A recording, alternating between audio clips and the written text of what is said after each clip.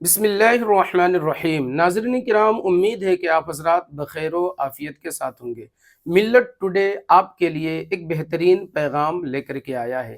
Screen پر جو video آپ کو نظر آ رہی ہے، پہلے اسے دیکھیں۔ اس ویڈیو میں ایک شخص ہے جسے احمد رضا منظری کہا جاتا ہے، سورۃ الانشقاق کی آیت پڑھ کر یہ دعویٰ کرتا ہے کہ 3 نان مسلم آسمان پر جائیں گے۔ یہ صرف حیران کن نہیں بلکہ قرآن پر کھلی تحریف ہے۔ اس لیے گزارش ہے کہ پہلے ویڈیو دیکھیں، پھر میری بات غور سے سنیں تاکہ آپ خود فیصلہ کر سکیں۔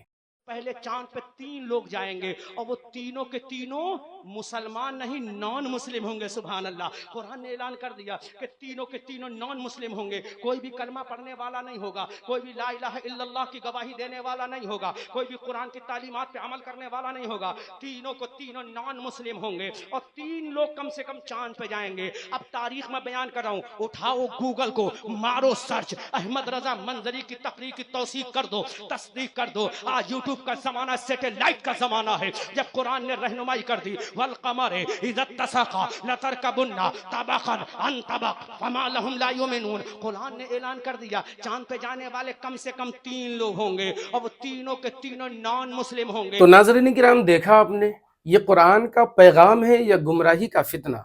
اب آئیے ہم دیکھتے ہیں کہ سورۃ الانشقاق کی آیت کا اصل مفہوم کیا ہے، اور کیا واقعی قرآن ہمیں یہ بتا رہا ہے کہ نان مسلم لوگ آسمان پر جائیں گے، یا یہ ایک بہت بڑی گمراہی ہے جو قرآن کے نام پر عوام میں پھیلائی جا رہی ہے۔ ناظرین کرام، عنوان ہے قرآن کے نام پر افطرا، نان مسلم آسمان پر، یعنی فتنہ گوگلی عقیدہ کا علمی رد۔ بسم اللہ الرحمن الرحیم۔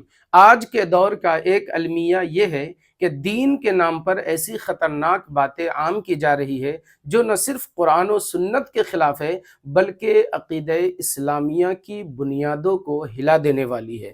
سوشل میڈیا پر ایک خود ساختہ خطیب جو خود کو احمد رضا منظری کہتا ہے، قرآن کی سورۃ الانشقاق کی آیت والقمر اذا اتسق لترکبن طبقا عن طبق فما لهم لا یؤمنون کو پڑھ کر کہتا ہے کہ پہلے آسمان پر 3 لوگ جائیں گے اور تینوں کے تینوں نان مسلم یعنی غیر مسلم ہوں گے، اور پھر خود ہی سبحان اللہ کہہ کر بات کو خوشنما اور پر اثر بنانے کی کوشش کرتا ہے۔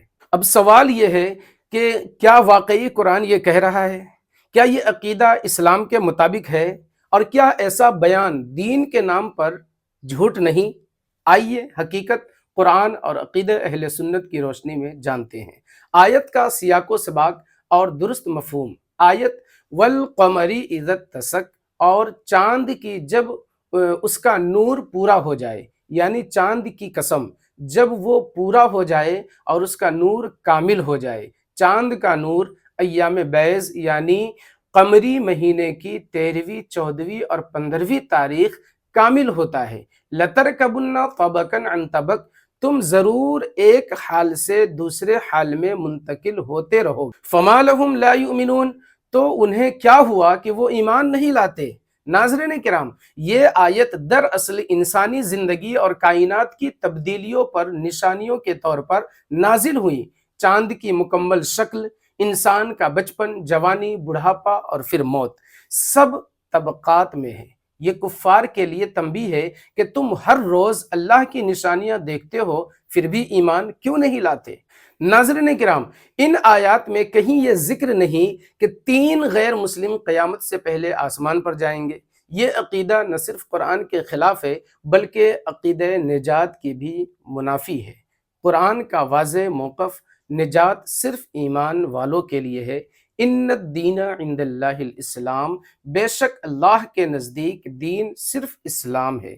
ومن یبتغی غیر الاسلام دینا فلن یقبل منہ، اور جو کوئی اسلام کے علاوہ کوئی اور دین کو چاہے تو وہ اس سے ہرگز قبول نہ کیا جائے گا۔